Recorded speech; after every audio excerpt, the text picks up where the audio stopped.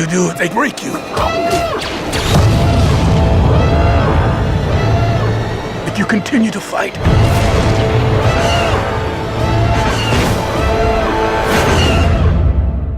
What will you become?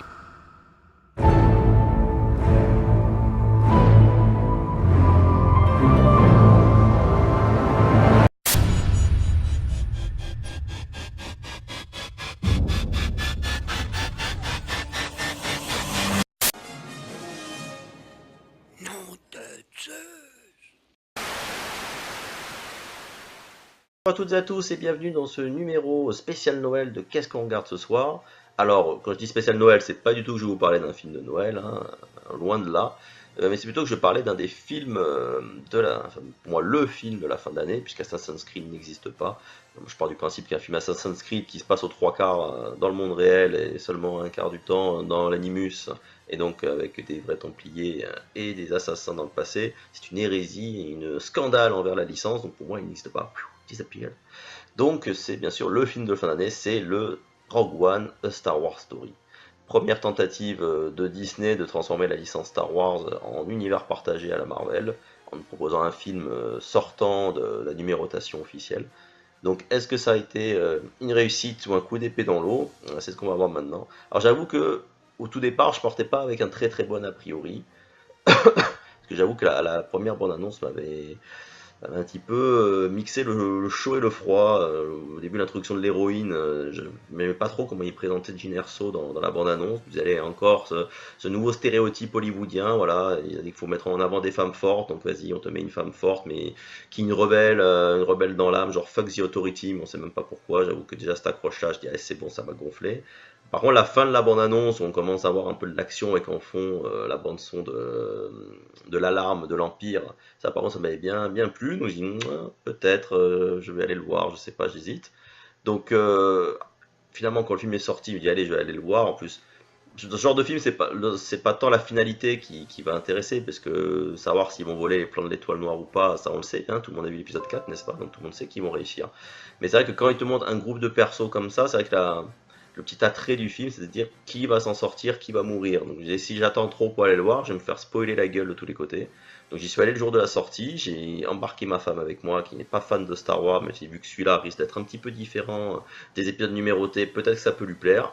Bon, bah c'est pas avec ce film-là que je vais lui faire découvrir Star Wars, elle a pas aimé du tout. Moi par contre, j'avoue que j'ai bien aimé. Voilà, j'ai passé un bon moment devant le film. Au final, alors que pourtant ça introduit quasiment que des nouveaux persos, il y a un ou deux anciens persos qui apparaissent au temps de quelques scènes pour faire un petit clin d'œil, pour faire jouer le fanservice à fond, mais la grande majorité, on va dire même la totalité du groupe de héros, c'est que des nouveaux persos. Et franchement, bah, j'ai trouvé qu'ils étaient tous introduits. Alors c'est sûr qu'ils n'ont pas tous creusé, hein. Il y a certains personnages qu'on ne connaît pas vraiment comment dire, leur implication, leur raison profonde, voilà, c'est le mot que je cherchais, notamment le fameux pilote de l'Empire qui va amener le message qui va être à l'origine de tout.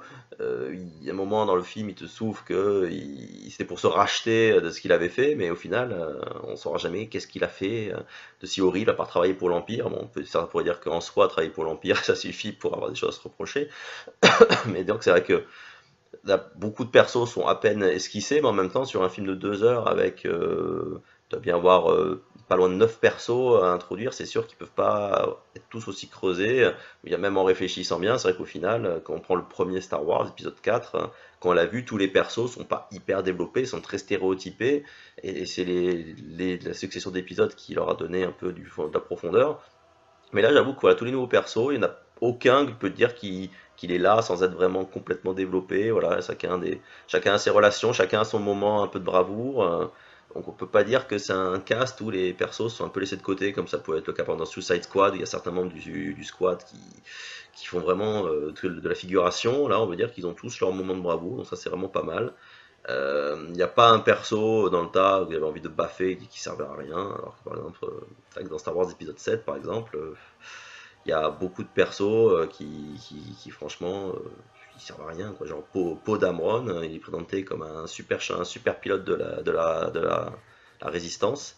On le voit 3 secondes dans le film, il sert à rien, donc j'espère qu'il sera plus développé pour la suite, mais c'est vrai que voilà, par exemple, c'est un exemple, un personnage qui apparaît dans le film 7, il n'est pas spécialement développé plus que ça.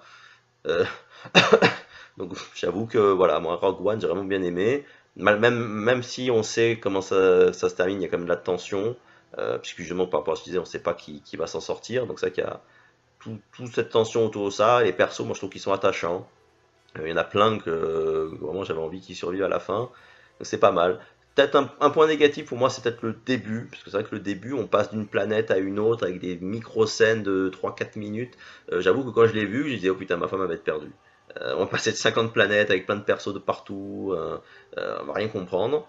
Donc c'est vrai que ça, c'est un peu dommage. Après, c'est vrai que le souffle, le film souffre, je vais y arriver, du fait que comme c'est un peu un principe d'espionnage, c'est vrai que voilà, c'est les personnages, ils remontent un peu la piste qui va les mener à trouver ces plans. Effectivement, il y a certaines scènes qui sont un peu plus lentes. C'est vrai que du coup, ça se rapproche peut-être plus d'un James Bond que d'un vrai film Star Wars, mais ça j'ai bien aimé justement. Je trouve que ça change des films habituels. Ça vrai que ça montre l'originalité et l'intérêt, on va dire, de faire ces Star Wars stories, vraiment de proposer autre chose. Voilà, là, il n'y a pas de Jedi, c'est pas la famille Skywalker comme d'habitude. Voilà, c'est un autre groupe de persos qui vivent leurs aventures dans cet univers, qui apportent leur pierre à l'édifice. Et ça, vraiment, je trouvais que c'était rafraîchissant et ça changeait. Puis j'ai bien aimé. Voilà, là, dans ce film-là aussi, il y avait vraiment du fan service, mais c'était du bon fan service. L'épisode 7, ce que je lui avais reproché, c'est qu'ils veulent faire des trucs pour faire plaisir aux fans. Là, ils reprennent des éléments, fait regarder, on a repris des trucs d'épisode 4, ah, ah, regardez. Mais sauf que l'épisode 7, c'est une suite, c'est la suite de la saga. On veut savoir la suite, on veut pas que se faire casser dans le sens du poil, dire, oh, regardez, rappelez-vous ces trucs des épisodes d'avant, c'est la suite. Rien qu'en ça, c'est du fanservice, c'est la suite. Là, voilà, Rogue One, c'est une histoire à part qui se passe juste avant l'épisode 4. Donc l'idée de dire, ben voilà, on va faire des petites références à des personnages, à des lieux, des autres films ou même des dessins animés. J'ai découvert après coup que par exemple le personnage de Saw Gerrera, qui est joué par Forest Whitaker, c'est un personnage qui apparaît dans Star Wars Rebels, par exemple. Ça, je ne savais pas du tout.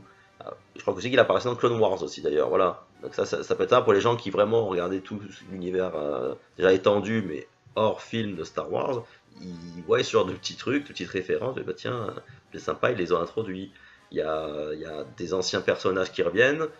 Alors ça peut faire tiquer certains, c'est vrai qu'à certains moments il y a un personnage, selon les scènes, des fois il rentre très bien, des fois ça fait avoir un peu que c'est créé. Mais c'est vrai que j'ai trouvé ça sympa qu'ils le fassent intervenir dans le film, ça permet vraiment de lier Rogue One avec Star Wars épisode 4. C'est vrai que franchement en sortant du cinéma, limite j'étais à deux doigts de me dire allez je rentre à la maison, je me revois l'épisode 4 pour voir la continuité.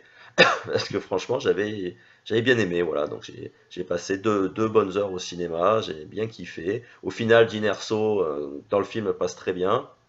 Le début du film nous explique vraiment bien pourquoi effectivement elle a cette attitude qu'on la voyait avoir dans la bande-annonce.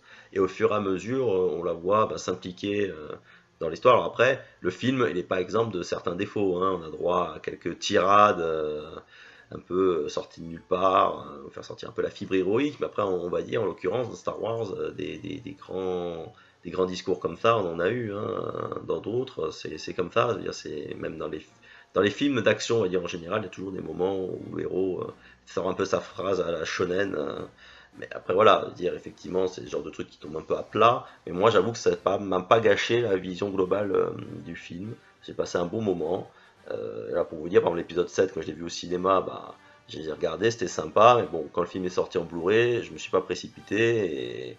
Et je vais sûrement attendre que le 7, 8, 9 sortent en coffret pour moi la totalité. Rogue One, lui, je pense que je vais l'acheter dès la sortie pour le revoir parce que j'ai vraiment passé un bon moment. Puis il y a quelques persos qui sont bien savoureux, notamment le cyborg K2SO qui est on va dire le personnage comique du film, mais c'est pas du comique comme C3PO et R2D2 dans la trilogie originale, quoi. C'est peut-être de l'humour parce qu'il a des petits traits d'esprit très fins, des petites répliques un peu cinglantes qui font bien rire. Le personnage que c'est qui est joué par Donnie Yen est vraiment, vraiment aussi sympathique. Voilà, tout un cast des personnages un peu atypiques dans l'univers Star Wars. Moi, j'avoue que j'ai bien aimé. Donc, franchement, Rogue One, je sais qu'il a fait polémique, mais je pense que maintenant, c'est un peu le lot des gros blockbusters actuels de faire polémique. J'avoue que ces derniers temps, j'ai pas vu un seul gros blockbuster faire consensus et dire oui, il était génial, tout le monde était d'accord. À chaque fois, c'est vrai que ça divise. Bon, là, pour le coup, moi, je fais partie de ceux qui ont apprécié. J'ai des personnes proches de moi qui n'ont pas apprécié. Chacun son avis, hein. Moi, voilà, moi j'ai bien aimé. Moi, Rogue One, je lui mets un bon 8 parce que c'était un très bon moment. Je me suis bien amusé au cinéma. Voilà, bah écoutez, j'espère que cette vidéo vous aura plu. Je vais vous ressortir encore quelques-unes comme ça. Je vais prendre un rythme beaucoup moins soutenu qu'avant. Je pense que voilà, quand j'aurai un film comme ça ou une série qui m'a plu, je vous en parlerai. Mais effectivement, je ferai plus des vidéos toutes les semaines comme je faisais maintenant. Comme ça sera la petite surprise, le petit truc comme ça qui sort de temps en temps. Pour continuer à faire vivre ma petite chaîne YouTube. Donc comme d'habitude, n'hésitez pas à laisser vos commentaires, que vous ayez aimé ou pas Rogue One. Dites-le, discutez-en dans les commentaires sur YouTube ou sur Facebook. Et je vous dis, excusez-moi, je vous dis rendez-vous très bientôt pour un nouveau numéro de Qu'est-ce qu'on regarde ce soir.